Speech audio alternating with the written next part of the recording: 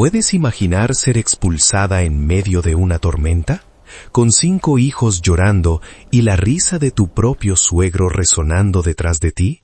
¿Más cruel que el trueno? Así fue como ella llegó a un barracón destruido en medio del lodo, donde ni los animales querían entrar. Pero lo que encontró bajo aquel suelo empapado no solo cambió su vida, sino el destino de todo un pueblo. Y nada, absolutamente nada, podría haberla preparado para eso. ¿Y tú? ¿Cómo te llamas? Quiero saber quién está escuchando esta historia de fuerza y revelación. No hubo gritos ni escenas teatrales cuando don Anselmo dictó la sentencia. Solo una frialdad burocrática que dolía más que cualquier golpe físico. El viejo patriarca, dueño de vidas y tierras hasta donde la vista alcanzaba, permanecía de pie en el porche de la hacienda, protegido de la llovizna por el techo de tejas rojas y su autoridad incuestionable. Miró a Carmen, la mujer que había compartido lecho con su hijo durante 12 años. Como se mira a una yegua que se ha quebrado una pata y ya no sirve para el trabajo. Con un gesto seco de la mano señaló el camino de tierra que se perdía hacia el monte bajo, hacia la zona que los peones llamaban la Quebrada del Diablo. No mencionó el nombre de Rogelio, su hijo recién enterrado. Para hombres como Anselmo, la muerte era solo un balance contable, y una viuda con 5 bocas que alimentar representaba un pasivo que debía ser liquidado antes de que costara más dinero.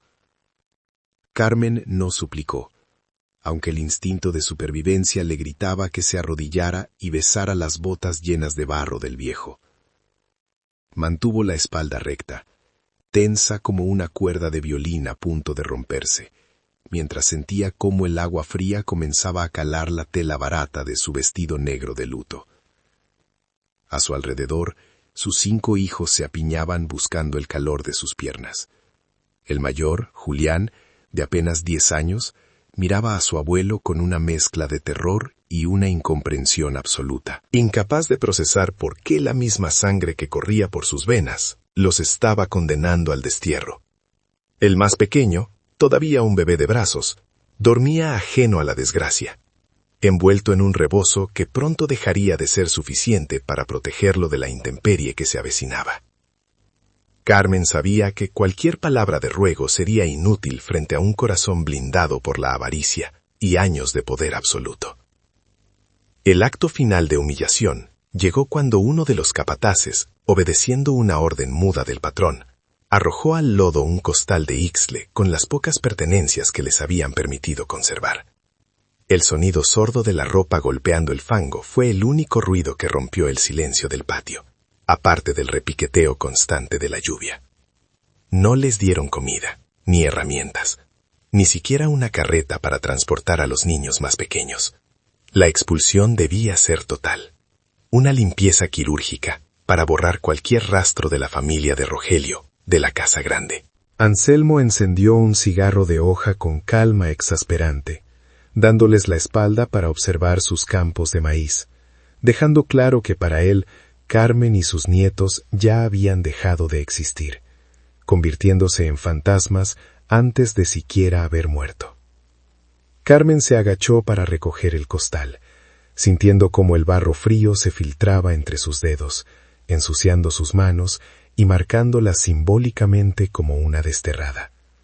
Levantó la carga sobre su hombro, ignorando el dolor punzante en la espalda baja, y tomó la mano de Lupita, su hija de 6 años, que sollozaba en silencio.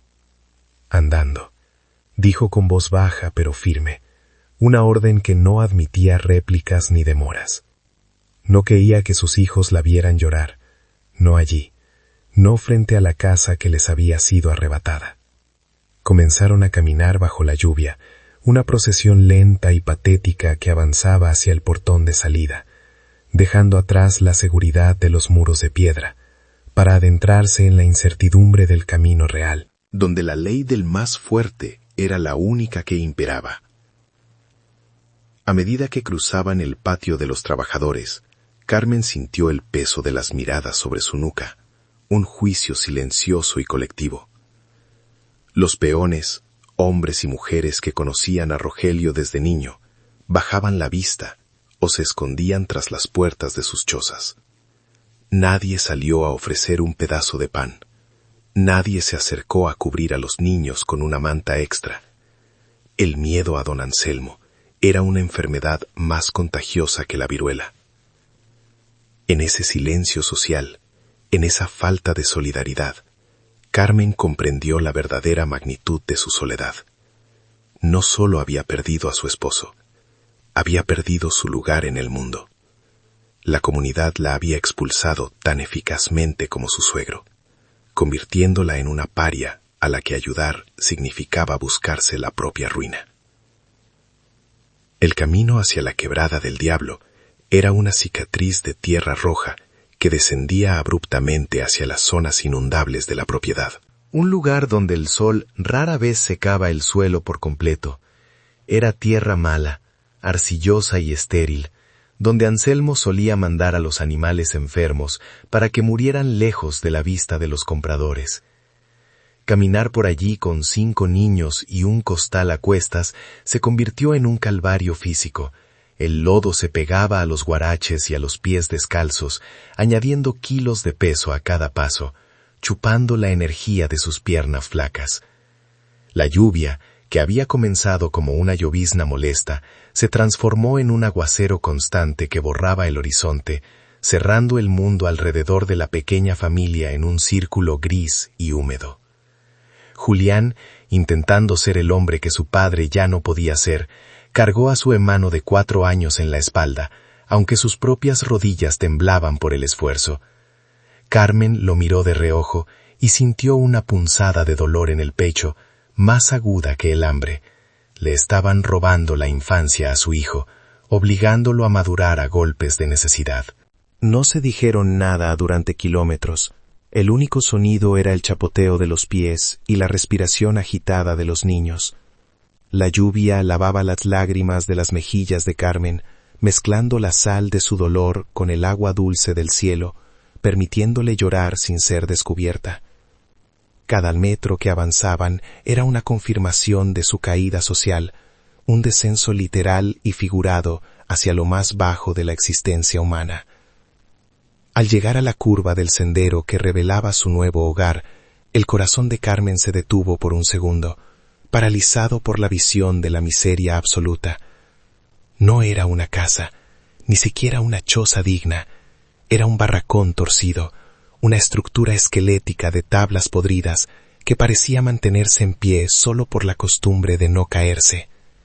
El techo, una mezcla de paja vieja y láminas oxidadas, presentaba agujeros visibles incluso desde la distancia. Estaba asentado sobre un terreno irregular, rodeado de charcos de agua estancada que criaban mosquitos y enfermedades. Aquello no era un refugio para seres humanos, era una tumba abierta esperando a que el frío y la neumonía hicieran el trabajo sucio que don Anselmo no se había atrevido a hacer con sus propias manos. Los niños se detuvieron en seco, agrupándose alrededor de las faldas de su madre como pollitos asustados ante la presencia de un depredador. «¿Aquí vamos a vivir, mamá?», preguntó Lupita con un hilo de voz, aferrando su muñeca de trapo sucia contra el pecho. Carmen no pudo responder de inmediato. La bilis le subía por la garganta al ver la crueldad desnuda de su suegro.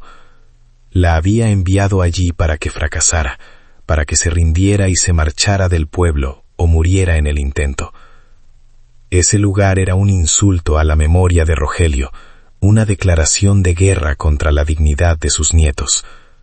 Pero en ese momento, bajo la lluvia incesante, no había opción de retroceso, ni lugar a donde huir. Respiró hondo, tragándose el vómito y el miedo, y forzó una expresión de calma en su rostro demacrado.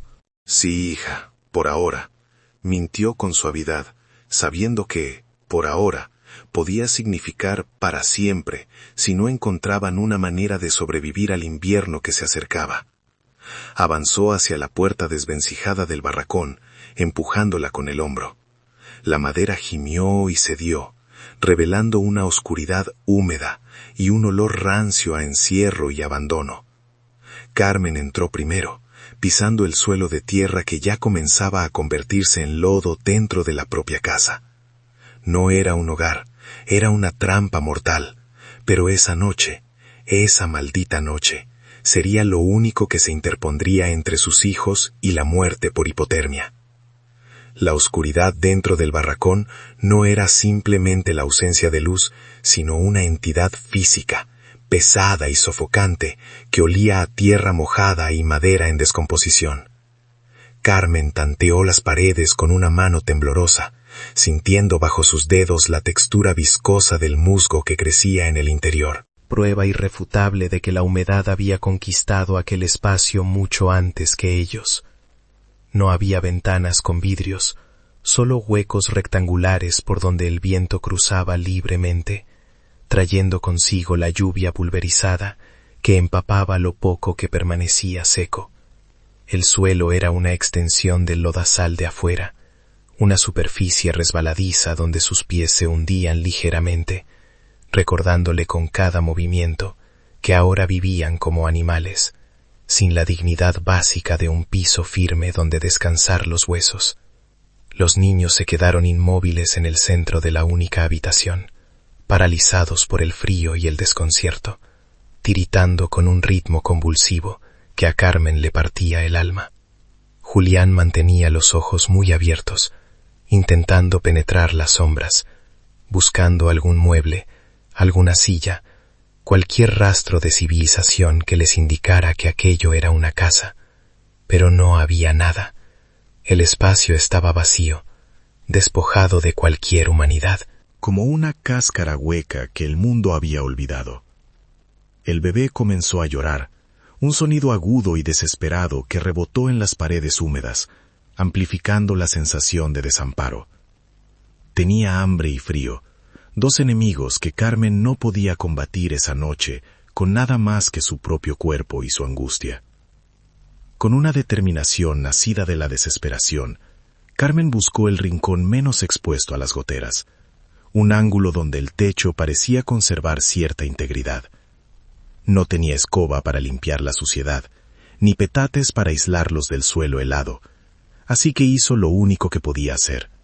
Abrió el costal de ropa húmeda y comenzó a extender las prendas menos mojadas sobre el barro. Era un acto patético, casi inútil, construir un nido con trapos viejos sobre la tierra fría, pero era el único gesto maternal que le quedaba disponible.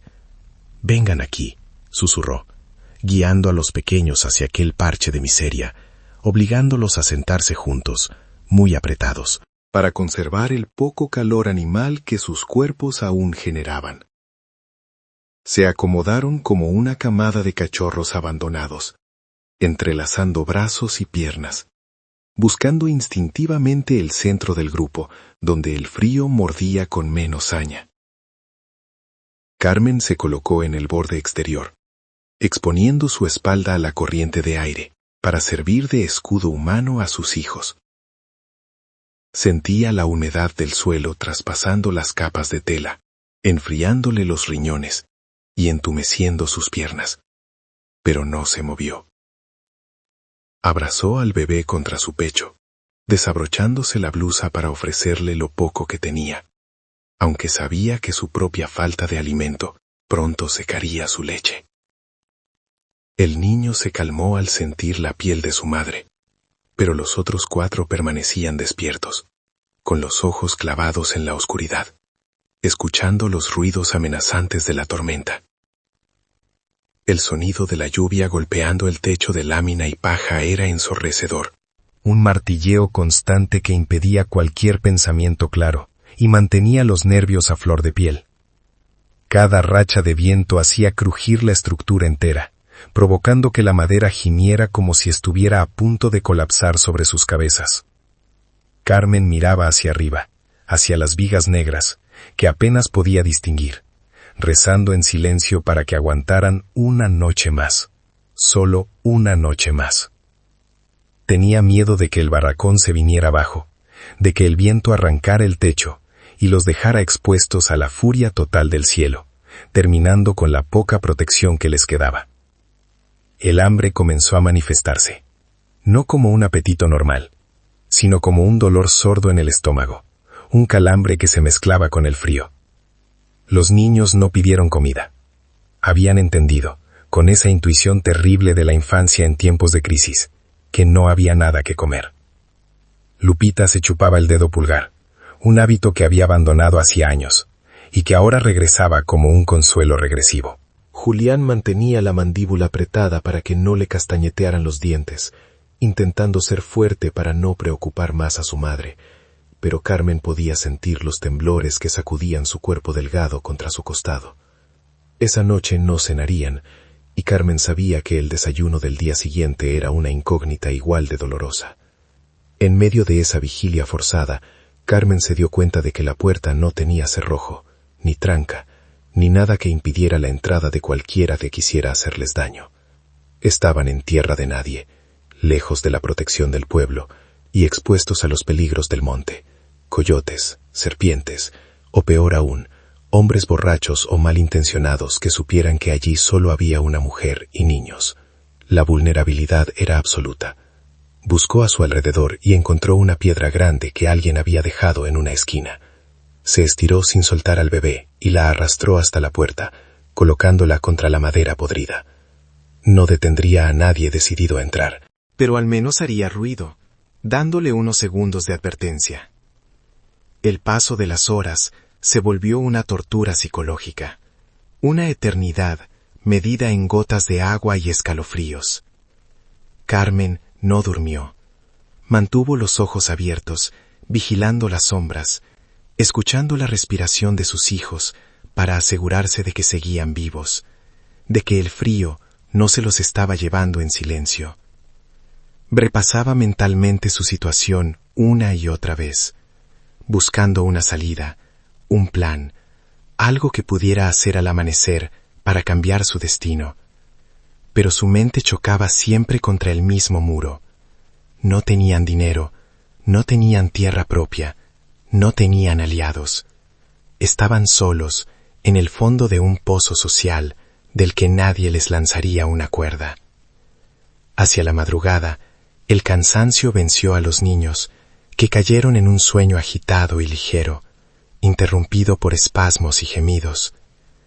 Carmen los observó con una mezcla de amor feroz y una culpa corrosiva.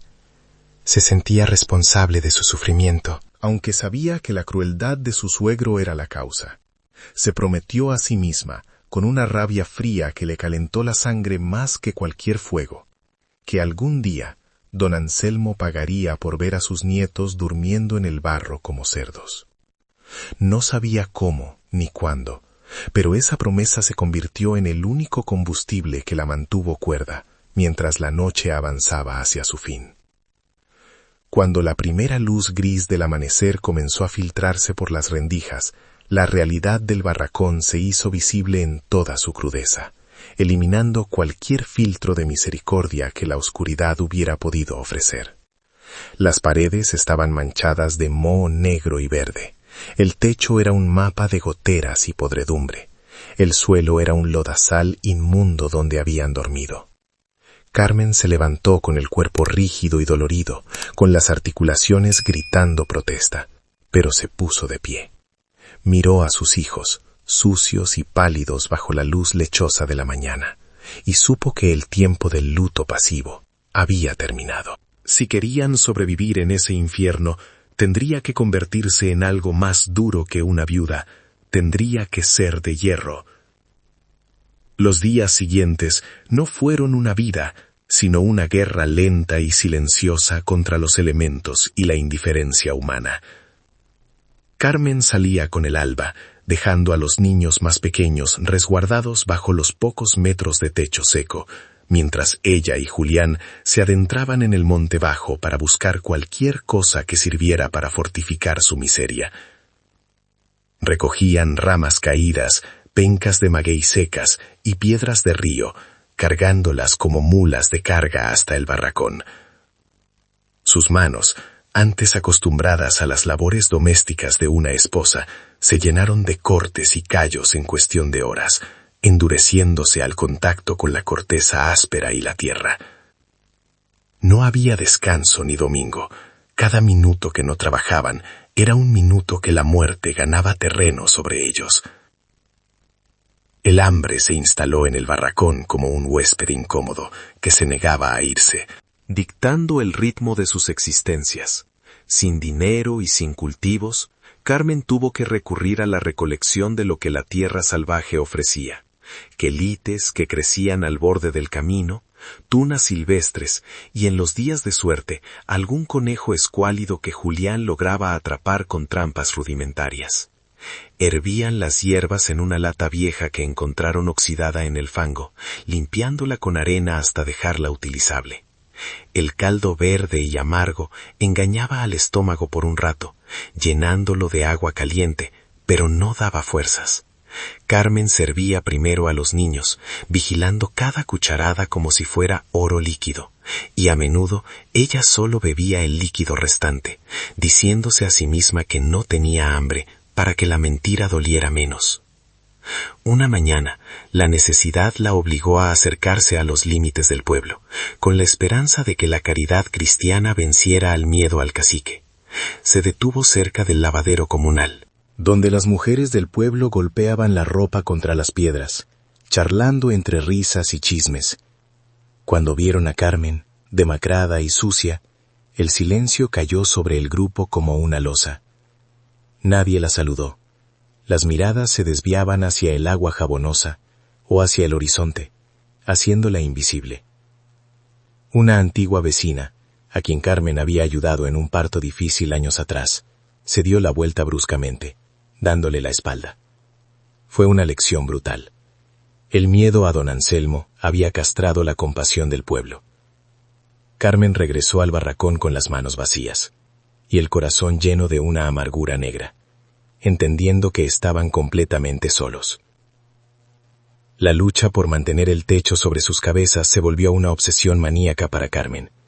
Pasaba horas mezclando barro con paja seca, que arrancaban de los campos lejanos, intentando resanar las grietas de las paredes podridas. Se subía al techo inestable, arriesgando el cuello, para colocar las pencas de maguey sobre los agujeros más grandes, tratando de desviar el agua que seguía cayendo intermitentemente. Era un trabajo de Sísifo. Por cada gotera que tapaba, aparecían dos nuevas, cuando la madera vieja cedía un poco más. Sus hijos la miraban desde abajo con ansiedad, viendo a su madre transformada en una criatura de lodo y determinación, una figura que ya no cantaba ni sonreía, sino que solo trabajaba con la mirada fija en la supervivencia. A pesar de sus esfuerzos, la humedad ganaba la batalla día tras día, infiltrándose en los pulmones de los niños. Lupita comenzó a toser por las noches, una tos seca y perruna que resonaba en la oscuridad del barracón y mantenía a Carmen en un estado de alerta permanente. Sin medicinas, recurrió a remedios antiguos, frotando el pecho de la niña con sebo y calentando trapos en una pequeña fogata que mantenían encendida con dificultad dentro de la casa. El humo irritaba los ojos y ennegrecía aún más las paredes, pero el calor era necesario.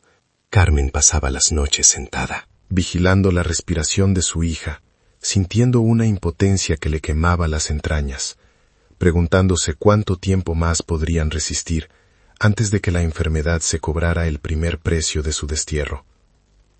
Desde la puerta del barracón, en los momentos raros de cielo despejado, se podía ver la silueta de la hacienda grande recortada contra el cielo, reinando sobre el valle.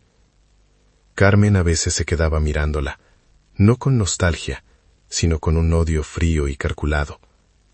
Imaginaba a don Anselmo sentado en su comedor de caoba, comiendo carne asada y bebiendo vino, mientras sus nietos masticaban raíces a pocos kilómetros de distancia. Esa imagen de injusticia alimentaba su fuerza cuando los músculos le fallaban. No se permitiría morir y darle el gusto al viejo de verlos desaparecer. La hacienda era un recordatorio constante de lo que les habían robado y de la crueldad que un hombre podía ejercer sobre su propia sangre por simple avaricia. La lluvia regresó con una violencia renovada hacia el final de la segunda semana, cambiando el tono de la amenaza.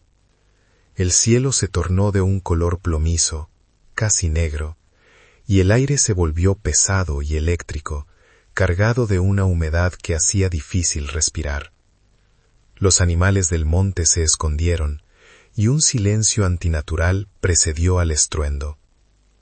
Carmen sabía leer el cielo, se había criado en el campo y conocía las señales de una tormenta que no viene a regar, sino a destruir. Miró el arroyo seco que pasaba cerca del barracón, sabiendo que en pocas horas se convertiría en un torrente furioso. Estaban en la parte baja del terreno, en la quebrada, el lugar natural hacia donde toda el agua de los cerros correría sin freno. El viento comenzó a azotar primero, arrancando las pencas que Carmen había colocado con tanto esfuerzo en el techo y lanzándolas lejos como si fueran hojas de papel. El barracón crujió peligrosamente, inclinándose unos grados más hacia el lado donde el terreno estaba más blando. Los niños gritaron, asustados por el ruido del mundo exterior que parecía querer entrar a buscarlos. Carmen no perdió tiempo en consuelos vacíos. Agarró la pala oxidada que habían encontrado días atrás entre la maleza, una herramienta vieja y mellada, con el mango astillado. «Julián, agarra a tus hermanos y súbanse a la única mesa que hay», ordenó, gritando para hacerse oír sobre el viento. «No bajen por nada». Salió al exterior, recibiendo el impacto de la lluvia helada que caía como piedras sobre su cuerpo. El agua ya corría por el suelo, formando riachuelos que lamían los cimientos podridos de la casa. Carmen clavó la pala en el lodo, comenzando a cavar una zanja frenética alrededor del muro más expuesto, intentando crear un canal que desviara el flujo del agua. Era una batalla desigual, una mujer esquelética contra la furia de la naturaleza desatada. El barro pesaba toneladas, pegándose al metal, resistiéndose a ser movido, chupando sus pies con cada movimiento.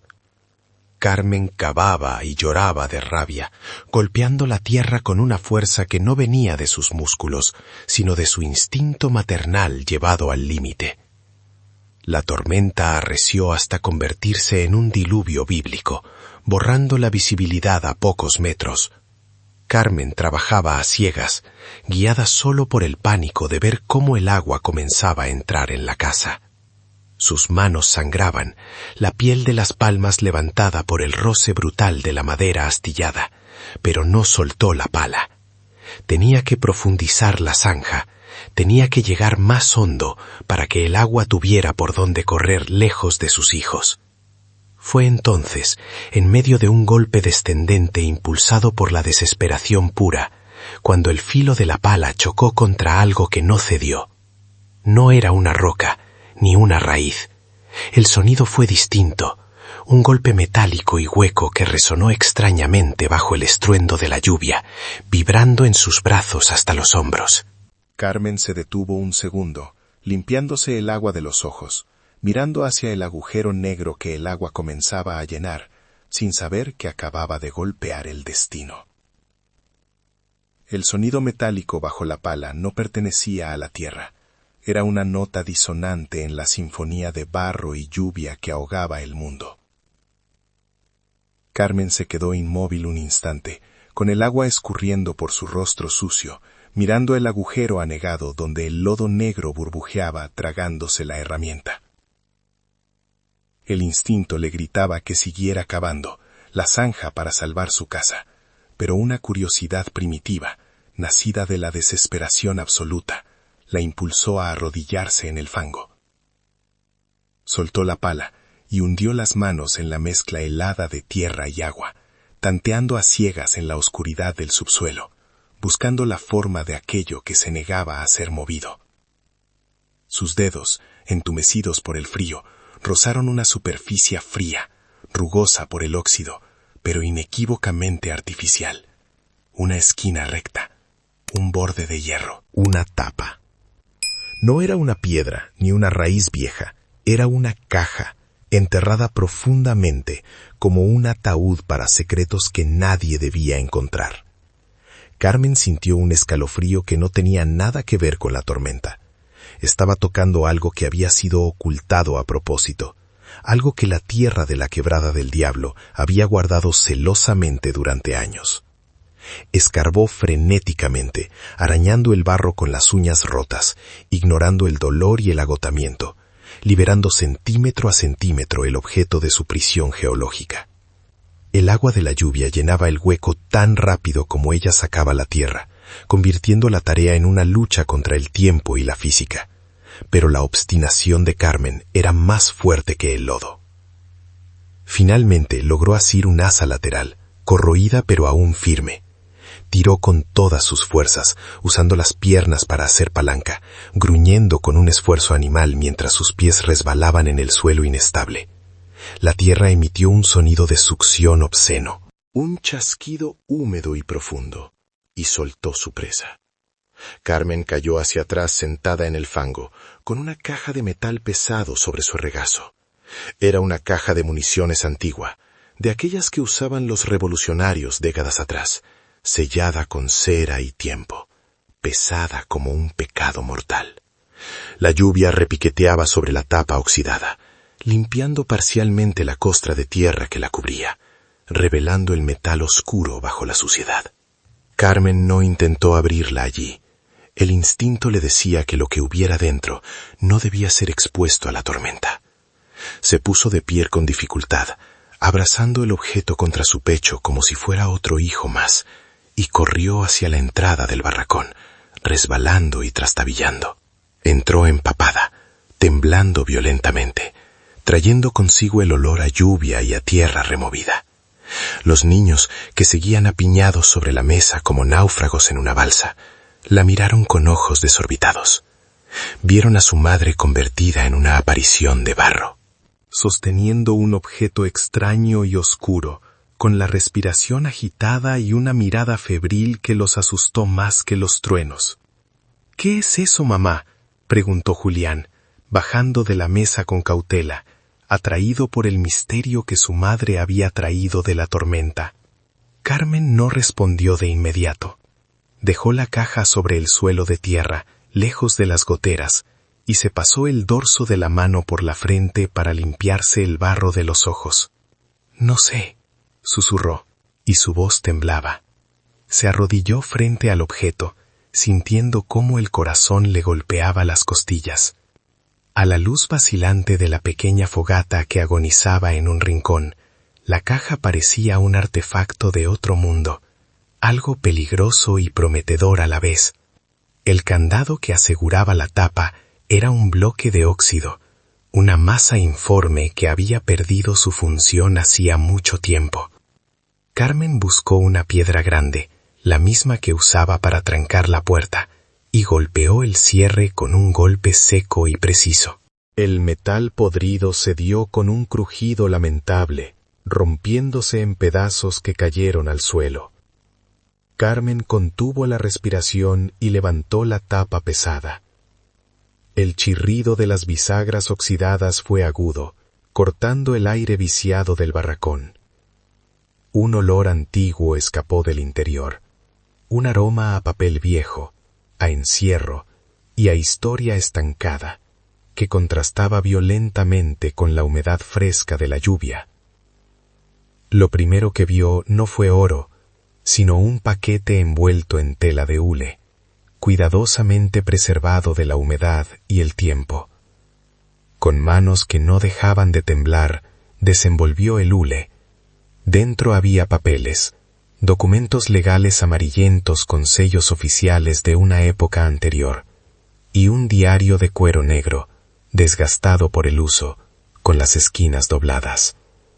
Carmen no sabía leer con fluidez, apenas descifraba las letras con esfuerzo, pero reconoció los sellos.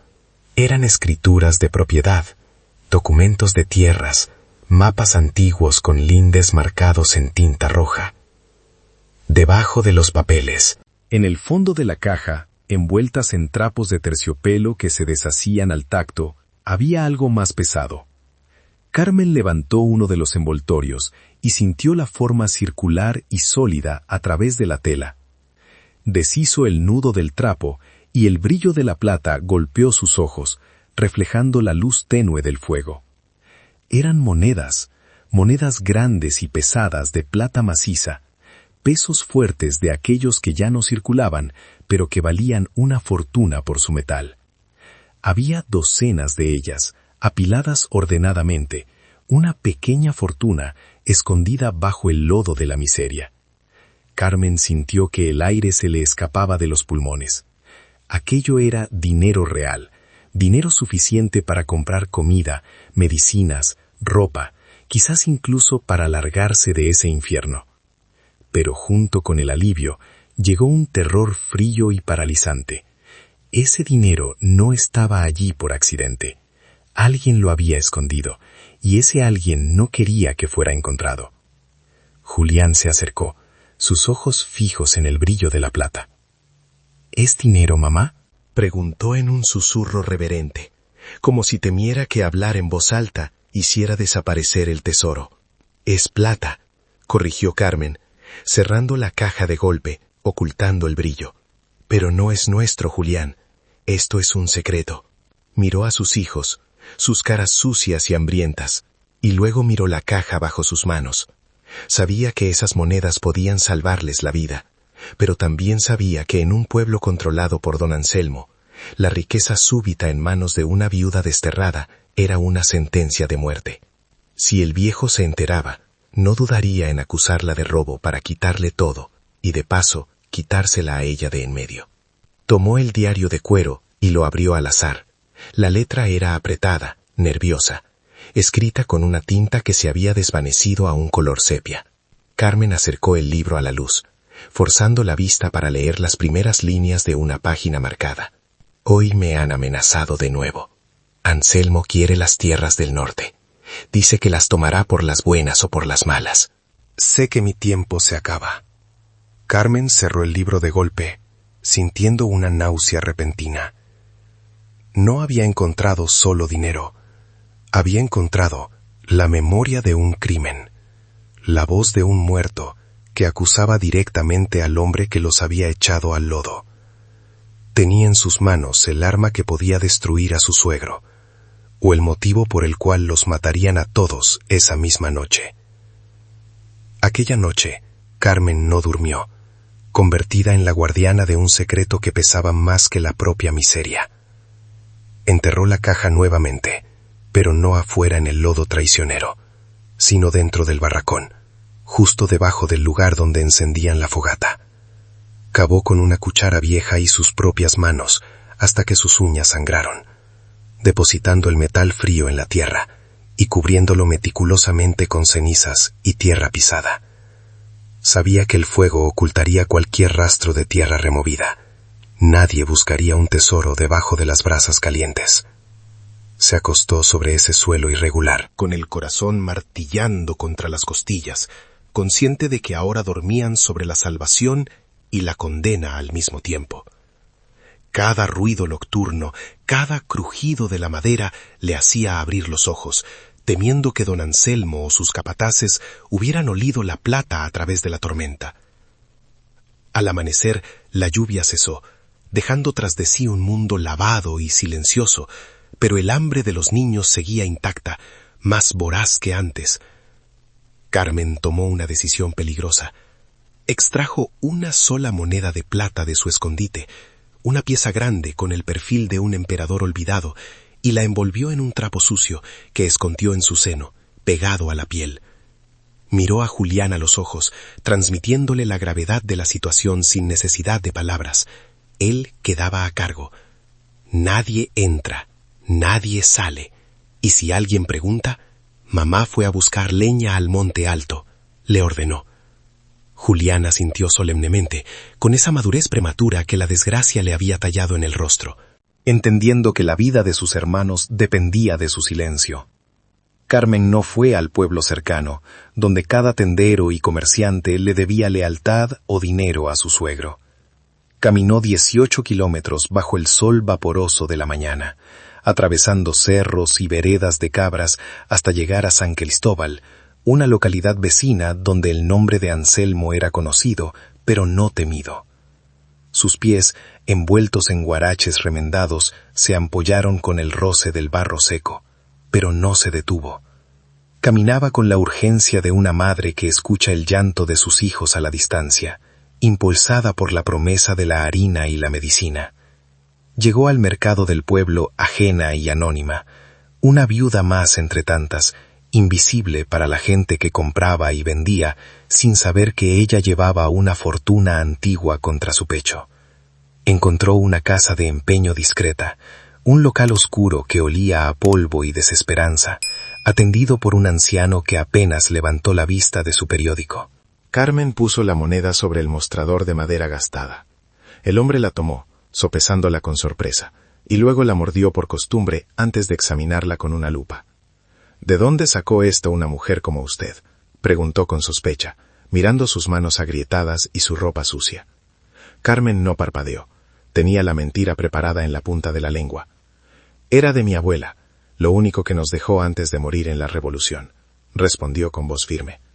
El viejo la miró unos segundos más, calculando el riesgo, y finalmente le ofreció una suma que era un robo para el valor real de la plata, pero una fortuna para ella. Carmen aceptó sin regatear. No podía permitirse el lujo de llamar la atención. El regreso fue una marcha triunfal silenciosa. Carmen cargaba un costal de yute lleno de maíz, frijol negro, manteca, y lo más importante, un frasco de jarabe para la tos de Lupita y unas mantas de lana gruesa. El peso sobre su espalda era brutal, curvando su columna. Pero cada paso la llenaba de una euforia extraña. Por primera vez en semanas, no regresaba con las manos vacías ni con la cabeza baja.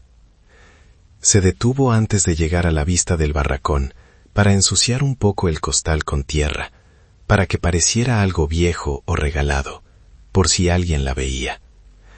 La precaución se había convertido en su segunda piel.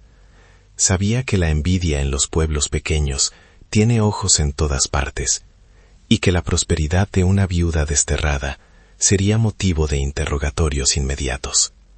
Esa noche comieron hasta hartarse. El olor de las tortillas calientes y los frijoles refritos llenó el barracón, transformando el aire viciado en algo que olía a hogar. Los niños comieron con una voracidad que a Carmen le dolía ver, limpiando los platos con los dedos, lamiendo hasta la última gota de grasa. Después, cubrió a Lupita con la manta nueva y le dio la medicina. El silencio de la tos, que llegó una hora después, fue la música más dulce que Carmen había escuchado en su vida. Sin embargo, impuso una regla de hierro. Nadie dice nada. Si alguien pregunta, la señora de la tienda nos fió por lástima. Si abren la boca, el abuelo nos quita todo. El miedo en los ojos de los niños le aseguró que el secreto estaba a salvo. Con el estómago lleno y los niños dormidos, Carmen encendió una vela de sebo y volvió a sacar el diario. Necesitaba entender a quién pertenecía aquella vida que ahora la salvaba. Leyó despacio, descifrando la caligrafía elegante de un hombre llamado Evaristo. Las páginas narraban la historia de una amistad traicionada. Evaristo y Anselmo habían sido socios, casi hermanos, pero la ambición de Anselmo creció como una hiedra venenosa. El diario detallaba cómo Anselmo había falsificado linderos, sobornado jueces y finalmente amenazado de muerte a la familia de Evaristo para obligarlos a huir. «Me voy sin nada para salvar a mis hijos», decía la última entrada, «pero dejo enterrado mi legado y la prueba de su crimen. Si algún día esto ve la luz, que Dios haga la justicia que los hombres me negaron». Carmen cerró el libro sintiendo un frío que no venía del clima. Don Anselmo no era solo un viejo avaro. Era un criminal que había construido su imperio sobre el robo y el terror. Ella vivía en las tierras que él había robado, gastando el dinero de su víctima. Comprendió que su suegro no la había mandado a la quebrada del diablo por casualidad. La había mandado al lugar que él consideraba maldito, el lugar donde probablemente había enterrado su conciencia décadas atrás. Ahora, Ella tenía en sus manos la capacidad de destruir el legado del cacique. Pero esa misma capacidad la ponía en la mira de un hombre que ya había demostrado que no tenía límites morales. El diario no era solo papel, era un arma cargada. Las semanas pasaron, y el barracón comenzó a cambiar de manera sutil, casi invisible para el ojo ajeno. Carmen contrató a un viejo carpintero de otro pueblo, pagándole con comida y un poco de dinero, para que reforzara las vigas maestras y tapara los agujeros del techo. Pero le ordenó usar madera vieja y oscura, para que las reparaciones no parecieran nuevas. Que siga pareciendo una ruina por fuera, le dijo. El hombre, que había visto muchas cosas en sus años, no hizo preguntas y trabajó en silencio. Por dentro, el lugar se volvió seco y cálido. Por fuera, seguía siendo el mismo montón de tablas grises y tristes que don Anselmo despreciaba. Era un camuflaje de miseria diseñado para proteger su pequeña y frágil prosperidad. Pero en un pueblo donde el viento lleva los chismes más rápido que el polvo, la supervivencia de Carmen no pasó desapercibida. La gente esperaba verla regresar suplicando o encontrar sus cadáveres después de las primeras heladas.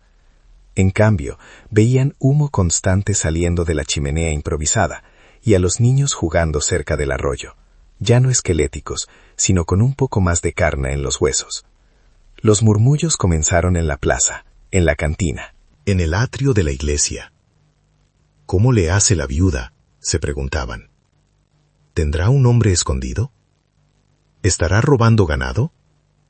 ¿O será que hace brujería?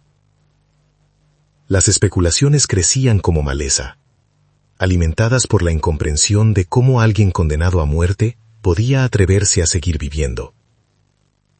Finalmente, los rumores llegaron a la hacienda grande, trepando hasta los oídos de don Anselmo como una enredadera venenosa. El viejo estaba sentado en su despacho, revisando las cuentas de la cosecha, cuando su capataz principal, un hombre de cicatriz en la cara llamado Rutilio, le comentó con malicia que la viuda y los chamacos se ven muy repuestos para estar comiendo tierra. Anselmo dejó de escribir, la pluma suspendida en el aire. La mera idea de que Carmen lo estuviera desafiando, sobreviviendo sin su permiso y sin su ayuda, era un insulto a su poder. Se levantó lentamente, caminando hacia la ventana que daba al valle. A lo lejos, apenas visible entre la bruma, se veía el humo del barracón. Sus ojos se entrecerraron. Si la tierra no los había matado, tal vez era hora de que él terminara el trabajo que la naturaleza había dejado inconcluso. La decisión de don Anselmo no fue un arrebato de ira momentánea, sino una maniobra calculada con la frialdad de quien aplasta una plaga antes de que se extienda por los cultivos. No esperó a que cayera la tarde. Ordenó ensillar su caballo negro, un animal enorme y nervioso que resoplaba vapor en el aire húmedo, y llamó a Rutilio y a otro peón de confianza para que lo escoltaran. No llevaban armas de fuego a la vista, pues no las necesitaban para amedrentar a una mujer y a 5 niños, pero llevaban machetes colgados al cinto y cuerdas de ixtle en las sillas de montar, herramientas de trabajo que en las manos equivocadas servían para impartir castigos silenciosos. La caravana salió de la hacienda con un peso pesado, bajando por la pendiente hacia la quebrada, como jinetes del apocalipsis rural, decididos a borrar la mancha de desobediencia que Carmen representaba en el mapa de su propiedad. El descenso hacia el barracón fue lento, pues el terreno seguía siendo traicionero incluso días después de la tormenta. Los cascos de los caballos se hundían en el fango hasta la cuartilla, salpicando lodo negro sobre las botas lustradas del patrón, lo cual solo servía para aumentar su mal humor. Desde su montura, Anselmo observaba el paisaje desolado con asco. Aquella tierra no valía nada para la siembra. Era un pantano inútil que solo servía para enterrar secretos o personas indeseables. Sin embargo, Al acercarse a la estructura de madera, notó algo que le molestó profundamente. La cerca estaba levantada de nuevo. El techo tenía parches que parecían firmes. Y lo peor de todo, había un orden en la miseria, una dignidad doméstica que desafiaba su sentencia de ruina. Carmen escuchó el retumbar de los cascos mucho antes de verlos. Era un sonido rítmico y pesado que vibraba en el suelo de tierra, distinto al de los truenos o el viento. Estaba desgranando mazorcas dentro del barracón, cuando el instinto la paralizó. No necesitó asomarse para saber quién venía. El miedo tiene una memoria auditiva precisa. «Julián», llamó con voz ahogada, soltando el maíz. «Mete a tus hermanos al cuarto de atrás y no salgan. Pase lo que pase, no salgan». El niño, al ver la palidez mortal en el rostro de su madre, obedeció sin chistar, arrastrando a los pequeños hacia la oscuridad del fondo.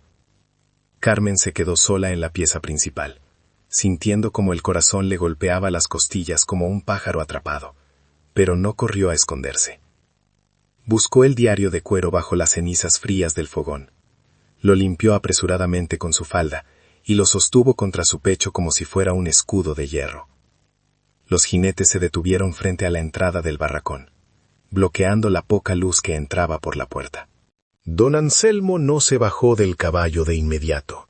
Se quedó arriba, observando a Carmen con una mirada que mezclaba desprecio y curiosidad, como quien mira a un insecto que se niega a morir pisado.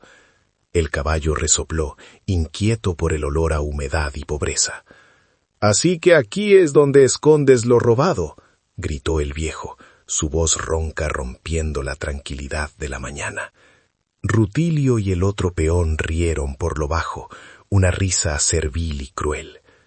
Carmen salió despacio, cruzando el umbral hacia el barro, obligándose a no bajar la cabeza, obligándose a mirar a los ojos al hombre que deseaba su destrucción. «Aquí no hay nada robado, don Anselmo», respondió ella, sorprendida de que su voz no se quebrara, aunque sus rodillas temblaban bajo la falda larga. «Solo hay lo que la tierra nos da y lo que mis manos trabajan». El viejo soltó una carcajada seca, sin alegría. «¿Lo que la tierra da? Esta tierra está maldita, mujer. Si estás comiendo, es porque le estás robando a mi ganado o estás vendiéndote en el pueblo». La acusación fue un escupitajo verbal, diseñado para humillarla, para reducirla a una prostituta o una ladrona frente a sus propios hijos que escuchaban al otro lado de la pared. Anselmo hizo un gesto y Rutilio desmontó, desenvainando el machete con un movimiento fluido, no para atacar, sino para empezar a cortar los postes de la cerca que Carmen había levantado con tanto esfuerzo. «Tengo órdenes de limpiar esta posilga», gritó Anselmo, espoleando su caballo para que diera unos pasos hacia adelante, obligando a Carmen a retroceder casi hasta la pared de madera. «Si no te largas por las buenas, te sacaremos con fuego. No voy a permitir que críes ladrones en mis tierras». Rutilio golpeó una de las vigas maestras con el plano del machete, haciendo retumbar toda la estructura. Dentro, el bebé comenzó a llorar, un sonido agudo que pareció irritar aún más al cacique. La amenaza ya no era velada. Estaban ahí para destruir el refugio físico, para quemarlo hasta los cimientos y obligarlos a huir hacia la nada absoluta. Carmen sintió el calor de la injusticia subiéndole por el cuello, desplazando al miedo, transformándose en una claridad fría y peligrosa. Carmen dio un paso adelante, ignorando al caballo que se encabritaba peligrosamente cerca de su rostro. Levantó el diario envuelto en trapos, mostrándolo como si fuera una reliquia sagrada. «Usted puede quemar esta casa, don Anselmo», dijo, elevando la voz para que los peones también escucharan. «Pero si lo hace, esto llegará a manos del juez federal en la capital». El viejo frunció el ceño, confundido por el objeto y la audacia de la mujer. «¿Qué basura es esa?», preguntó con desdén, aunque una sombra de duda cruzó sus ojos. «Es el diario de Evaristo», sentenció Carmen, pronunciando el nombre prohibido con una dicción perfecta. Y tiene todas las fechas, los nombres de los jueces que usted compró, y el lugar exacto donde enterró a los testigos. El silencio que siguió a sus palabras fue absoluto, más pesado que la tormenta más violenta. Los pájaros en el monte callaron y hasta el caballo de Anselmo pareció congelarse. El color huyó del rostro del cacique, dejándolo con una palidez cerosa, enfermiza.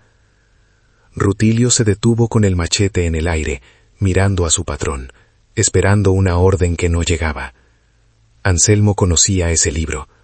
Había pasado 20 años creyendo que se había podrido bajo el lodo, junto con la memoria de sus crímenes. Verlo allí, en las manos sucias de su nuera despreciada, fue como ver a un fantasma salir de la tumba para arrastrarlo al infierno. Su boca se abrió ligeramente, pero no salió ningún sonido. La arrogancia se había evaporado, reemplazada por el terror puro de quien se sabe descubierto. «Usted nos echó aquí para que muriéramos», continuó Carmen, aprovechando la parálisis de su enemigo. «Nos mandó a la quebrada del diablo porque pensó que nadie buscaría aquí, que el lodo taparía todo. Pero la tierra tiene memoria, don Anselmo, y ahora la memoria es mía». Apretó el diario contra su pecho, notando cómo el cuero viejo se calentaba con su piel. «No estoy sola. Ya le mandé copia de las primeras páginas al cura de San Cristóbal». Mintió con una fluidez que la sorprendió, una mentira necesaria para asegurar su vida. «Si algo nos pasa a mí o a mis hijos, si este barracón se quema por accidente, el libro original sale para México mañana mismo». Anselmo bajó la mirada, vencido por primera vez en décadas. No podía matarla allí mismo. Rutilio y el otro peón estaban escuchando, y aunque eran leales, el miedo a la justicia federal era mayor que la lealtad a un patrón caído. Además, la duda de si realmente había copias lo corroía por dentro. El viejo tiró de las riendas con una violencia innecesaria, haciendo girar al caballo, dándole la espalda a Carmen para ocultar el temblor de sus manos. «Vámonos», gruñó a sus hombres, con una voz que había perdido todo su trueno. «Esto no se queda así». Pero todos sabían que sí, que en ese momento, en medio del barro y la miseria, el poder había cambiado de manos. Carmen se quedó de pie, viendo cómo se alejaban, sintiendo que las piernas le fallaban, cayendo de rodillas en el lodo, no por su misión, sino por el peso insoportable de haber sobrevivido al diablo, mirándolo a los ojos. Cuando el último eco de los cascos de los caballos se disolvió en la bruma de la tarde, Carmen no sintió el alivio de la victoria, sino el colapso físico de quien ha sostenido el techo del mundo con los hombros. Se quedó de rodillas en el barro durante minutos que parecieron horas, con las manos aferradas a sus faldas sucias, para controlar los espasmos nerviosos que le sacudían los brazos. El aire volvió a entrar en sus pulmones de manera irregular, dolorosa. Como si hubiera estado sumergida bajo el agua fría del arroyo. No había triunfado, simplemente había ganado tiempo, pero sabía que un animal herido y acorralado como don Anselmo es doblemente peligroso. Vomitó bilis pura sobre la tierra negra, purgando el miedo que se había tragado para no gritar, mientras la lluvia, ahora una llovizna fina y triste, volvía a caer sobre su espalda encorvada. Julián fue el primero en salir de la oscuridad del cuarto trasero, asomando la cabeza con cautela antes de correr hacia ella. Al ver a su madre arrodillada, no lloró, se detuvo a unos pasos, observándola con una mirada nueva, adulta y grave, desprovista de la inocencia que había perdido esa mañana. Carmen se limpió la boca con el reverso de la mano y se puso de pie con dificultad, apoyándose en el hombro frágil de su hijo mayor. No hubo abrazos ni palabras de consuelo falsas. Julián entendió, sin que nadie se lo explicara, que la mujer que se levantaba del lodo ya no era solo su madre, sino la única barrera entre ellos y el abismo. Ese silencio compartido selló un pacto de madurez forzada entre ambos. La infancia había terminado oficialmente en el barracón. Esa noche, el barracón se sintió diferente, como una fortaleza bajo asedio. Carmen no volvió a esconder el diario bajo la tierra. Lo colocó sobre la mesa coja, junto a la vela, como un arma cargada que debe estar siempre al alcance de la mano. Pasó las horas de oscuridad releyendo las páginas, memorizando nombres, fechas y ubicaciones, convirtiendo la información en su propia armadura. Descubrió que Evaristo no había huido. Anselmo lo había emboscado en el paso de los coyotes, simulando un asalto de bandoleros. El detalle con el que el antiguo socio describía sus sospechas previas a la muerte era escalofriante, una crónica anunciada de una traición. Carmen sentía que el espíritu de Evaristo estaba allí, en esa habitación húmeda, exigiendo a través de sus ojos cansados el ajuste de cuentas que había esperado 30 años. Los días siguientes transcurrieron en una calma tensa y antinatural, una calma chicha que pesaba en el aire más que la humedad. Don Anselmo no regresó, pero su ausencia era una presencia constante, una sombra que oscurecía el sol incluso al mediodía. En la hacienda, los rumores decían que el viejo se había encerrado en su despacho, bebiendo aguardiente y gritándole a los fantasmas, prohibiendo la entrada incluso a la servidumbre. El terror a la denuncia federal lo había paralizado, corroído por la paranoia de no saber cuánto sabía realmente Carmen o con quién había hablado. Esa parálisis del enemigo fue el oxígeno que Carmen necesitaba para respirar y planear su siguiente movimiento. Sabía que no podía mantenerse a la defensiva para siempre. Con la certeza de que Anselmo no se atrevería a atacarla abiertamente por el momento, Carmen comenzó a usar las monedas de plata con una audacia calculada. Ya no caminaba hasta el pueblo vecino escondiéndose. Contrató a un carretero local para que trajera materiales de construcción, láminas nuevas, vigas de pino curado, sacos de cemento. No pidió permiso ni dio explicaciones. El sonido de los martillos y las sierras comenzó a resonar en la quebrada del Diablo, un ruido de progreso que era una bofetada sonora para la hacienda grande. Carmen no estaba simplemente reparando una choza, estaba construyendo una declaración de permanencia, fortificando su posición en la tierra que intentaron usar para borrarla. El pueblo observaba esta transformación con una mezcla de fascinación y espanto. La viuda despreciada, la que debía haber muerto de hambre o frío, ahora dirigía obras y pagaba con plata antigua. Los chismes cambiaron de tono. Ya no hablaban de la pobrecita Carmen, sino de la doña Fermen, atribuyéndole pactos oscuros o herencias secretas. Algunos decían que había encontrado el tesoro de los cristeros. Otros, que sabía secretos tan sucios que el mismísimo diablo le tenía respeto.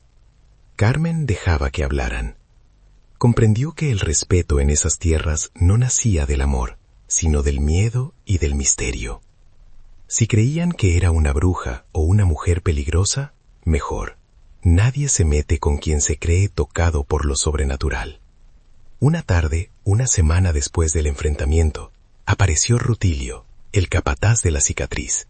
Pero esta vez no venía a caballo ni con el machete en la mano. Llegó a pie, con el sombrero en la mano, deteniéndose respetuosamente en la linde de la propiedad, donde la cerca nueva marcaba el territorio de Carmen. Traía un mensaje, no una orden. «El patrón quiere hablar con usted, señora», dijo con la voz baja, evitando mirarla a los ojos. «Dice que suba a la casa grande, que pueden llegar a un arreglo sobre los papeles». La oferta era una trampa obvia, o quizás una rendición desesperada. Pero Carmen sabía que subir a la hacienda era entrar en la boca del lobo, donde las leyes y los testigos desaparecían tras los muros de piedra. Carmen se limpió las manos llenas de harina en el delantal y miró al capataz con una frialdad que hizo que el hombre retrocediera un paso. «Dile a tu patrón que mis piernas están muy cansadas para subir cuestas. Respondió con voz tranquila pero cortante. Si Anselmo quiere hablar, que baje él aquí. Él conoce el camino, y esta vez que venga solo, sin perros falderos. Rutilio abrió los ojos con incredulidad. Nadie, nunca, le había negado una convocatoria al cacique. Pero al ver la determinación en el rostro de la viuda y a Julián afilando un palo detrás de ella, el capataz asintió y se dio la vuelta, llevando consigo la negativa, como quien lleva una declaración de guerra. La negativa de Carmen fue el golpe final al orgullo de Anselmo, pero también una jugada maestra de poder. Al obligarlo a bajar, invertía la jerarquía natural del pueblo. Ella se convertía en la autoridad, y él en el suplicante. Carmen sabía que el viejo no bajaría de inmediato. Su soberbia necesitaría tiempo para pudrirse un poco más, para fermentar en el miedo, hasta que la necesidad de salvar su propio pellejo fuera mayor que su dignidad. Preparó a sus hijos para la espera, instruyéndoles sobre qué hacer si ella tenía que enfrentarse al viejo a solas. El barracón, con sus mejoras y su techo firme, ya no era un lugar de muerte, sino un puesto de comando desde donde una madre defendía el futuro de su estirpe. Pasaron 3 días más de silencio tenso. Carmen continuó con su rutina, pero con los sentidos aguzados, durmiendo por turnos cortos, siempre con un ojo abierto. Sabía que el desenlace estaba cerca. No buscaba venganza por el placer de dañar, sino seguridad. Quería papeles firmados, tierras a nombre de sus hijos, y la garantía absoluta de que nunca más tendrían que bajar la cabeza ante nadie. Miraba el diario todas las noches, sintiendo el peso de la historia de Evaristo, prometiéndole al fantasma que su muerte no había sido en vano.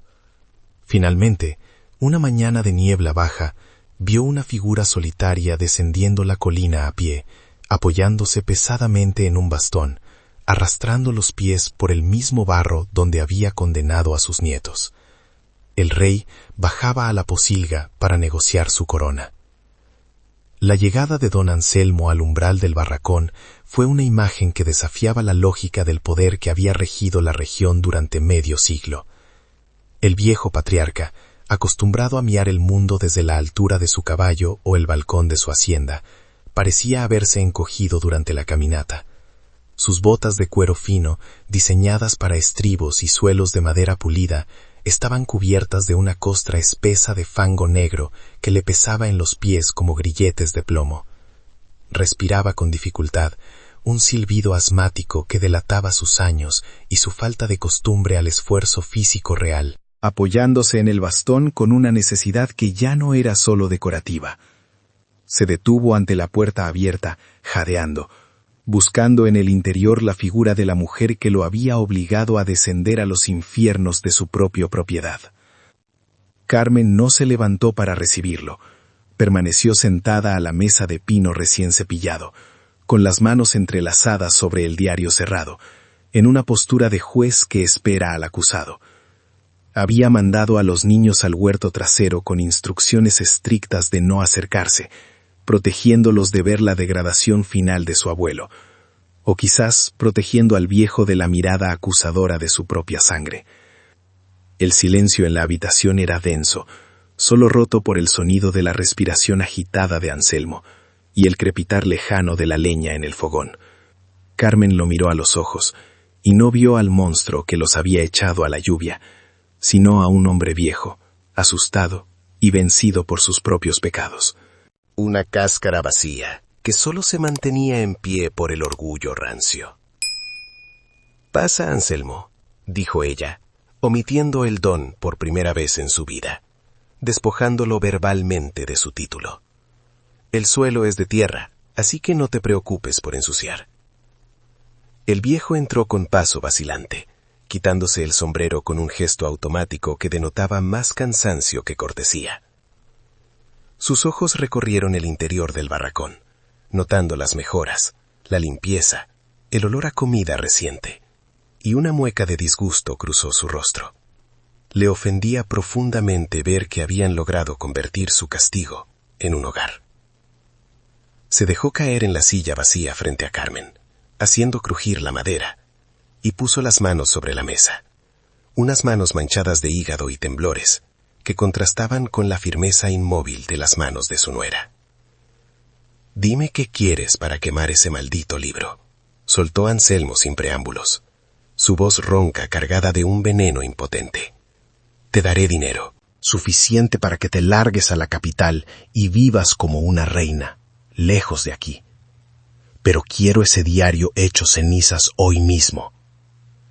Intentaba negociar como siempre lo había hecho, comprando voluntades y pagando silencios, creyendo que todo en la vida tenía un precio en monedas de oro. No entendía o se negaba a aceptar que Carmen no buscaba riqueza, sino arraigo y justicia. Ella lo observó con una lástima fría, negando lentamente con la cabeza. «No me voy a ir, Anselmo. Mis hijos nacieron en esta tierra y aquí se van a quedar. El dinero se acaba, pero la tierra permanece». Carmen puso la mano sobre el diario, acariciando la cubierta de cuero como si fuera la piel de un animal vivo. «No quiero tu dinero sucio para huir como una ladrona. Quiero la mitad de las tierras de la Vega, las que eran de Evaristo originalmente. Quiero la escritura de esta casa y del terreno circundante, a nombre de Julián y sus hermanos». Hizo una pausa, dejando que las palabras se asentaran. «Y quiero que firmes ante el notario que la casa grande pasará a mis hijos cuando tú mueras, sin trucos ni deudas ocultas». La demanda era exorbitante a los ojos del cacique. Le estaba pidiendo desmembrar su imperio, ceder su legado a la mujer que despreciaba. El viejo golpeó la mesa con el puño, un gesto débil que apenas hizo vibrar la vela. «Estás loca. Prefiero morir antes que dejar que despedaces mi hacienda. Esas tierras son mi vida». Su rostro se enrojeció con una furia repentina. Las venas de su cuello se hincharon peligrosamente. «Soy tu patrón. Soy el abuelo de esos bastardos». Carmen no se inmutó. Abrió el diario en una página marcada con un hilo rojo y comenzó a leer en voz alta, con una dicción clara y letal. 4 de noviembre de 1910. Anselmo me citó en el vado. Sé que lleva gente armada. Si no vuelvo, busquen en el pozo seco de la mina vieja. Cerró el libro de golpe. El pozo seco, Anselmo. ¿Crees que los huesos de Evaristo siguen ahí? Porque el juez federal estaría encantado de mandar a excavar. La mención del pozo fue el golpe de gracia. Anselmo se derrumbó en la silla, como si le hubieran cortado los tendones que lo mantenían erguido. El color huyó de su cara, dejándolo gris y ceroso. Ese secreto, esa ubicación específica, era algo que nadie podía saber, algo que él había enterrado bajo toneladas de piedra y olvido. La realidad de su situación lo golpeó con la fuerza de un mazo. No estaba negociando con una viuda ignorante. Estaba negociando con un testigo póstumo, que tenía el poder de ponerlo frente a un pelotón de fusilamiento. Su resistencia se evaporó, reemplazada por un terror primitivo a la cárcel y a la muerte ignominiosa. «Está bien», susurró, y la palabra sonó como si se estuviera arrancando un diente. «Tendrás las tierras, tendrás los papeles. Pero maldita sea tu estampa, Carmen. Vas a destruir el apellido». Carmen lo miró sin parpadear. «El apellido ya lo destruiste tú cuando mataste a tu amigo y echaste a tu sangre al lodo. Yo solo estoy tratando de limpiar lo que queda para mis hijos». No había triunfo en su voz, solo una fatiga inmensa. Sabía que ganaba seguridad, pero a costa de pactar con el diablo, de permitir que un asesino muriera en su cama a cambio del futuro de su familia. Era un trato sucio, pero necesario en un mundo donde la justicia pura no existía para los pobres. «No mañana, Anselmo, hoy», exigió Carmen, empujando una hoja de papel y un lápiz hacia él. «Vas a escribir un compromiso ahora mismo, con tu firma y tu letra. Y mañana temprano, Rutilio vendrá a buscarnos en la carreta, no caminando, para ir al pueblo y legalizarlo ante el notario. Si intentas alguna trampa, si veo un solo hombre armado cerca de aquí, el diario sale por correo. Anselmo tomó el lápiz con dedos torpes, temblando de rabia y humillación, y comenzó a escribir garabatos sobre el papel. Renunciando a su reino pedazo a pedazo, bajo la vigilancia implacable de la mujer que había subestimado. Cuando el viejo terminó de firmar, se levantó con dificultad, pareciendo 10 años más viejo que cuando entró. No miró a Carmen, ni dijo adiós. Tomó su bastón y salió al sol de la tarde, caminando de regreso hacia su caballo que lo esperaba lejos, arrastrando los pies por el mismo camino que había recorrido con arrogancia 1 hora antes. Carmen se quedó en la puerta, viendo cómo la figura del cacique se hacía pequeña en la distancia, absorbida por la inmensidad del paisaje. No sintió alegría, sintió el peso de la responsabilidad absoluta. Ahora era dueña de tierras, matriarca de un futuro incierto y guardiana de un secreto terrible. Se giró hacia el interior de su casa, donde el diario seguía sobre la mesa, y supo que su guerra había terminado, pero la paz tardaría mucho más en llegar. A la mañana siguiente, la llegada de la carreta de la hacienda al barracón no fue un acto de cortesía, sino de rendición protocolaria. Rutilio, con el rostro pétreo de quien mastica vidrio, ayudó a Carmen y a los niños a subir a la plataforma de madera, donde habían colocado bancas limpias por primera vez en años. Carmen vestía su ropa negra, lavada y planchada con un esmero obsesivo, y llevaba el diario envuelto en un paño sobre el regazo, visible pero intocable. El viaje hacia el pueblo fue un desfile silencioso a través de los campos que pronto cambiarían de dueño. Los peones que trabajaban en la orilla del camino se detenían para mirar, quitándose el sombrero no ante el capataz, sino ante la mujer que iba sentada con la espalda recta, emanando una autoridad que no necesitaba gritos para hacerse sentir. La entrada al pueblo de San Cristóbal causó un revuelo sordo, una onda expansiva de murmullos que precedía al paso de la carreta. La gente sabía que algo monumental estaba ocurriendo. Dan Anselmo había llegado 1 hora antes en su coche de caballos, entrando en la notaría con la cara del color de la ceniza vieja, y ahora llegaba su nuera desterrada, escoltada por los propios hombres del cacique. Carmen bajó frente al edificio de gobierno con la cabeza alta, ignorando los cuchicheos de las beatas y las miradas codiciosas de los comerciantes. No iba allí a pedir limosna ni clemencia, iba a cobrar una deuda de sangre, con tinta y papel sellado, y esa certeza le daba una elegancia que ninguna joya podía comprar. Dentro del despacho del notario, el aire estaba viciado por el humo de tabaco y la tensión acumulada. El licenciado, un hombrecito calvo que había servido a los caprichos de Anselmo durante décadas, leía los documentos con manos temblorosas, lanzando miradas furtivas entre el cacique hundido en su sillón y la viuda que permanecía de pie. La lectura de las cláusulas fue lenta y dolorosa para el viejo. La cesión de la mitad de las tierras cultivables, la transferencia de la propiedad de la Quebrada del Diablo, y la cláusula testamentaria irrevocable sobre el casco de la hacienda. Anselmo firmó con un trazo rabioso que casi rasgó el papel, sin levantar la vista, entregando su reino para salvar su pellejo, mientras Carmen firmaba despacio, con una letra infantil pero firme, sellando el destino de sus hijos. Al salir a la luz del mediodía, con la copia de las escrituras guardada junto al diario, Carmen sintió que el mundo había cambiado de eje. Don Anselmo no salió tras ella. Se quedó dentro, alegando un malestar repentino, incapaz de enfrentar la vergüenza pública de ver a su nuera convertida en terrateniente. En la plaza, Rutilio se acercó a Carmen, ya no con arrogancia, sino con la cautela de un perro que reconoce a un nuevo amo. ¿A dónde la llevo, patrona?, preguntó.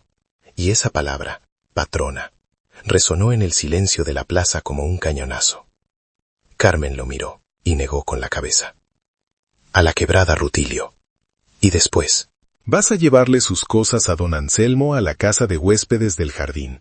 La casa grande se cierra hasta que mis hijos sean mayores. La noticia de que el cacique se había retirado a la pequeña casa de visitas, cediendo el control de las tierras a la viuda, corrió como pólvora, transformando el miedo en respeto instantáneo. Esa misma tarde, proveedores que antes le habían negado el crédito llegaron al barracón ofreciendo semillas, herramientas y ganado a cuenta de la próxima cosecha. Carmen los recibió sin rencor, pero sin amnesia, aceptando los tratos con la frialdad de quien sabe que la lealtad de esa gente pertenece al dinero, y no a las personas. No se mudó a la hacienda vacía, decidió permanecer en el barracón, ampliándolo, mejorándolo, convirtiéndolo en el corazón de su nueva administración, un recordatorio constante de dónde venían y del precio que habían pagado. La transformación de las tierras fue radical y metódica. Donde antes había abandono, Carmen ordenó drenar los pantanos de la quebrada, revelando un suelo negro y fértil que había estado descansando bajo el agua durante años. Contrató a los peones que Anselmo había despedido por viejos o enfermos, dándoles un salario justo y un trato humano que generó una lealtad fanática. Los campos comenzaron a verdear con una fuerza que parecía sobrenatural, alimentados por el trabajo honesto y, decían algunos, por la justicia divina que finalmente sonreía a los desposeídos. Julián, a sus 10 años, dejó de ser el niño cargador de leña para convertirse en el aprendiz de administrador, cabalgando junto a su madre, aprendiendo a leer la tierra y los cielos. Don Anselmo se convirtió en un espectro en su propia vida, un recluso que vagaba por el jardín de la casa de huéspedes, observando desde la distancia cómo su imperio florecía en manos ajenas. No hablaba con nadie, consumido por la amargura y el miedo a que el diario saliera a la luz, a pesar del trato. Se marchitó rápidamente, como una planta venenosa arrancada de raíz, perdiendo peso y lucidez, murmurando nombres de muertos y maldiciones contra la lluvia. Carmen nunca le prohibió ver a los nietos, pero el viejo jamás los llamó. Su orgullo era una enfermedad incurable, que lo aislaba más efectivamente que cualquier barrote, prefiriendo la soledad absoluta antes que admitir su derrota ante la sangre de su sangre. Carmen gestionó su poder con una austeridad monástica. No compró vestidos de seda ni carruajes lujosos. Seguía vistiendo de negro, con las manos ásperas por el trabajo. Pero ahora sus hijos iban a la escuela del pueblo con zapatos nuevos y libros bajo el brazo. Guardó el diario y las monedas de plata restantes en una caja fuerte empotrada en el suelo del barracón, bajo su cama, durmiendo cada noche sobre la garantía de su seguridad. Sabía que la paz era frágil y que dependía del silencio de ese libro. Se convirtió en la guardiana de una memoria terrible, cargando sola con el conocimiento de los crímenes que habían pagado por el pan de sus hijos. Con el tiempo, el barracón dejó de ser conocido como un lugar de miseria para convertirse en el centro neurálgico de la región. La gente venía a pedir consejo a doña Carmen, a solicitar trabajo o mediación en disputas, ignorando al viejo cacique que se pudría en vida a pocos kilómetros.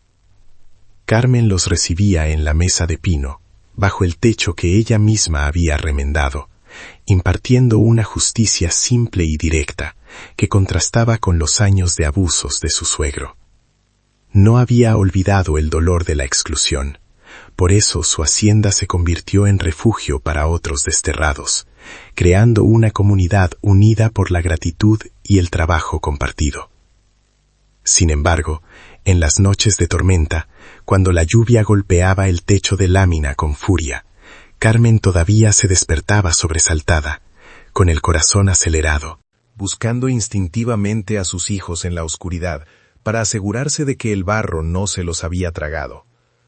El trauma del despojo nunca desapareció del todo. Se quedó alojado en sus huesos como una reuma crónica, recordándole que todo lo que tenía era prestado por el destino y defendido con los dientes. Miraba hacia la ventana, hacia la oscuridad donde una vez reinó el miedo, y sabía que aunque había ganado la guerra, la paz interior era un lujo que quizás nunca podría permitirse. Pasaron 10 años desde aquella firma forzada, una década en la que el tiempo pareció acelerarse para compensar los años perdidos en la miseria. Los hijos de Carmen crecieron rectos y fuertes, como árboles plantados en suelo profundo, lejos de la sombra venenosa que había intentado asfixiarlos. Julián se convirtió en un hombre de pocas palabras y mucha acción, administrando las tierras con una justicia que su abuelo jamás conoció, pagando lo justo y mirando a los ojos a quienes trabajaban la tierra. No había látigos en la nueva hacienda, ni deudas heredadas que esclavizaran a las familias por generaciones. La prosperidad que floreció en la quebrada del Diablo no fue fruto de la explotación, sino de la obstinación de una madre que se negó a aceptar que su destino estaba escrito en el lodo. Don Anselmo murió una madrugada de noviembre, solo y amargado, en la habitación alquilada que nunca llegó a sentir como propia, rodeado de botellas vacías y fantasmas que no lo dejaban dormir. No hubo luto oficial en el pueblo, ni lágrimas sinceras de la comunidad. Su partida fue recibida con el mismo silencio indiferente que él había dispensado en vida a los sufrimientos ajenos. Fue Rutilio, viejo y cansado, quien llevó la noticia al barracón, quitándose el sombrero ante Carmen con una reverencia que ya no era fingida. Carmen recibió la noticia sin alegría, pero también sin rencor. La muerte del viejo cacique era simplemente el cierre de un libro contable que había estado en números rojos durante demasiado tiempo. El entierro fue un asunto discreto, pagado por Carmen, quien insistió en que el abuelo de sus hijos tuviera una tumba digna, no por amor al hombre, sino por respeto a la sangre que, para bien o para mal, corría por las venas de su descendencia. De pie frente a la fosa abierta, bajo un cielo gris que amenazaba lluvia, Carmen sintió que finalmente soltaba la carga invisible que había llevado sobre la espalda desde el día en que fue expulsada. Miró la lápida de piedra fría y no vio a un enemigo, sino a una advertencia tallada en granito. El poder sin compasión es solo una forma más elaborada de soledad. Sus hijos, ya jóvenes adultos, permanecieron a su lado, entendiendo que ese día enterraban no solo a un pariente, sino a una era de terror. Con la muerte de Anselmo, la cláusula del testamento se activó, y la propiedad legal de la inmensa hacienda pasó oficialmente a manos de los nietos, bajo la tutela de Carmen. Sin embargo, ella tomó una decisión que desconcertó a los notarios y escandalizó a los tradicionalistas. Se negó a mudarse a la casa grande. «Esa casa tiene las paredes manchadas de recuerdos que no quiero limpiar», dijo. La mansión se convirtió en graneros y escuela para los hijos de los trabajadores, un lugar de vida y ruido infantil donde antes reinaba el silencio sepulcral del cacique. Carmen permaneció en el barracón ampliado, en la casa que había nacido de la resistencia, donde cada viga y cada ladrillo tenían una historia de supervivencia que contar. El diario de Evaristo, aquel testigo mudo que había cambiado el curso de la historia, tuvo un destino final en el fuego. Una noche, años después, Carmen lo sacó de la caja fuerte por última vez.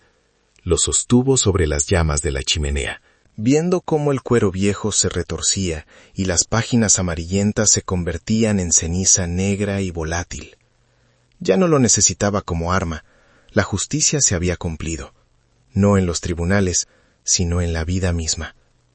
Mantenerlo era mantener vivo el odio, y Carmen quería que sus nietos crecieran sin la sombra de la venganza oscureciendo sus corazones. Vio arder los secretos y sintió que por primera vez el aire que respiraba era completamente limpio. Carmen envejeció con la dignidad de quien ha cumplido su misión, con el rostro surcado por arrugas que eran mapas de sus batallas. Se sentaba en el porche del barracón por las tardes, viendo caer el sol sobre los campos de maíz que se extendían hasta donde alcanzaba la vista, campos que alguna vez fueron un pantano despreciado. La gente del pueblo pasaba y la saludaba con veneración, llamándola la patrona del barro, un título que ella aceptaba con una media sonrisa irónica. Sabían que esa mujer había doblado la mano del destino con nada más que una pala oxidada y el amor feroz por sus hijos. Su leyenda se contaba en las cocinas y en las plazas, una historia de advertencia para los poderosos y de esperanza para los caídos. A veces, cuando la lluvia regresaba con fuerza, Carmen todavía sentía el eco del miedo antiguo, el frío del abandono calándole los huesos. Pero ya no estaba sola. La casa estaba llena de vida, de nuevas generaciones que no conocían el hambre ni la humillación. Sus nietos corrían por los pasillos secos y seguros, ajenos al horror que había cimentado su fortuna. Y eso, pensaba Carmen, era su mayor victoria, haber absorbido todo el veneno para que ellos pudieran beber agua limpia. La memoria del dolor era suya para cargar, un sacrificio silencioso que toda madre hace para que sus hijos puedan caminar ligeros hacia el futuro. La Quebrada del Diablo cambió de nombre con el tiempo, pasando a ser conocida como la Huerta de Carmen. Pero los viejos del lugar nunca olvidaron lo que había sucedido allí. El sitio se convirtió en una prueba física de que la tierra no es buena ni mala, sino que devuelve lo que se le da. Muerte a quien siembra muerte y vida a quien la trabaja con respeto. Las monedas de plata que habían iniciado todo se gastaron en educación y medicina, invirtiéndose en la gente, multiplicándose en bienestar real en lugar de acumularse en cofres estériles. El verdadero tesoro que Carmen había desenterrado no era el metal, sino la capacidad de transformar la desgracia absoluta en una oportunidad de redención. Al final de sus días, Carmen comprendió que la vida es como aquel barracón, una estructura frágil azotada por tormentas constantes, que solo se mantiene en pie si los cimientos están hechos de verdad y coraje. No se arrepentía de nada, ni de la dureza con la que trató a Anselmo, ni de las mentiras necesarias para sobrevivir. Había hecho lo que tenía que hacer en un mundo diseñado para aplastarla. Cerró los ojos una tarde tranquila, arrullada por el sonido del viento en los maizales, sabiendo que dejaba un mundo un poco menos cruel del que había encontrado, y que su nombre no sería recordado con miedo, sino con la gratitud silenciosa de quienes encontraron refugio bajo su techo. Esta historia nos recuerda que, a veces, cuando la vida nos empuja hacia el abismo y nos tira al barro, no es para enterrarnos, sino para que encontremos la fuerza que no sabíamos que teníamos. La verdadera riqueza no siempre brilla como el oro, a veces está escondida bajo la suciedad, esperando a que tengamos el valor de ensuciarnos las manos para sacarla a la luz. Carmen nos enseñó que la dignidad no se negocia, y que la justicia, aunque tarde y llegue por caminos torcidos, siempre termina encontrando su lugar. ¿Y tú? ¿Has visto una injusticia así donde vives? Cuéntanos en los comentarios.